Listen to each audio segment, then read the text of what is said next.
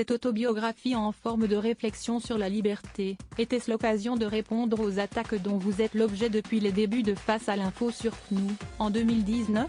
Christine Kelly, c'était surtout une façon d'être transparente avec les téléspectateurs. Dire comment j'ai vécu leur soutien indéfectible, leur expliquer aussi pourquoi je suis là, pourquoi je résiste et quel est mon engagement. Des détracteurs, il faut qu'il y en ait, mais je préfère favoriser le positif. En parlant de vos détracteurs, ils vous reprochent de n'avoir que des chroniqueurs de droite. Même Pascal Praud, votre confrère très critiqué, a Laurent Geoffrin ou Jean-Louis Burgat comme caution de gauche. Charlotte Dornelas ou Mathieu Bock-Côté ont des convictions conservatrices, mais je sais que Marc Menon a le cœur qui penche à gauche, et pour Dimitri Pavlenko, je n'ai aucune idée.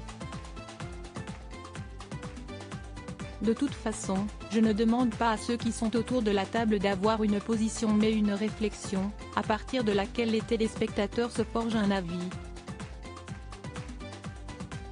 Il est paradoxal de constater que l'émission de Pascal Praud et la mienne sont ciblées par des gens qui prônent la liberté de parole. Je le rappellerai donc que la confrontation d'idées ne signifie pas qu'on les cautionne toutes.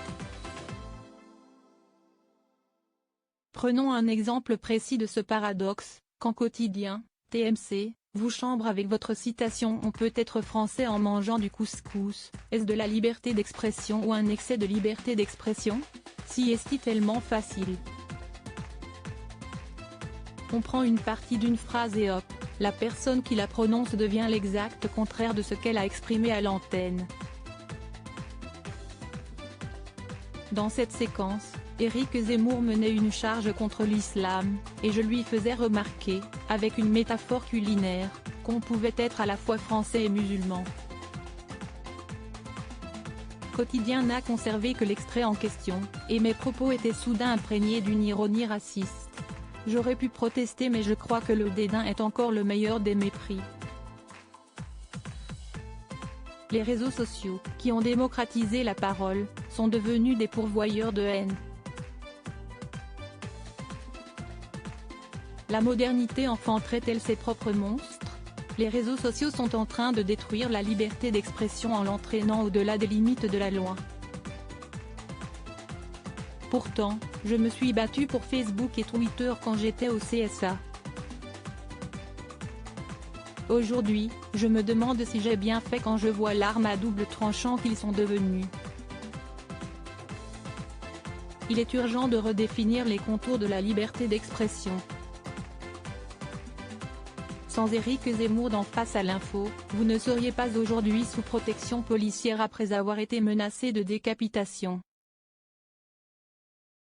Qu'est-ce que cela vous inspire ? Qu'on est arrivé à un point irréversible d'intolérance. On me reproche Éric Zemmour mais pourquoi ? Lui donner la parole sur mon plateau signifiait-il que j'étais d'accord avec ses idées ? On veut me couper la tête alors que personne ne sait pour qui je vote, pas même ma fille qui doit vivre à 7 ans avec 2 gardes du corps.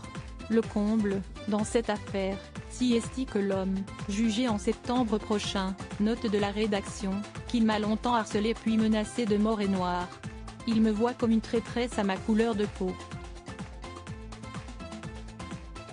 Une fois pour toutes, je n'existe pas en tant que noire mais en tant que citoyenne, femme, et journaliste. Que vous inspire le destin politique d'Éric Zemmour qui semble compromis ?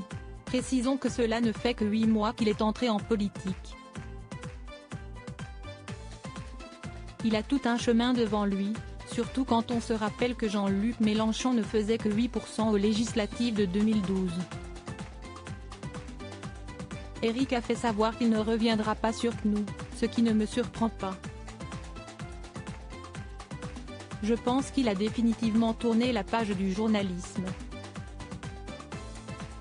Mais on vous retrouvera bien à la rentrée dans Face à l'info. J'attends de voir ce que décidera ma direction. Mais ça me semble quand même bien parti pour une 4e saison. Elle rit. Liberté sans expression, le cherche midi, 18,90 €.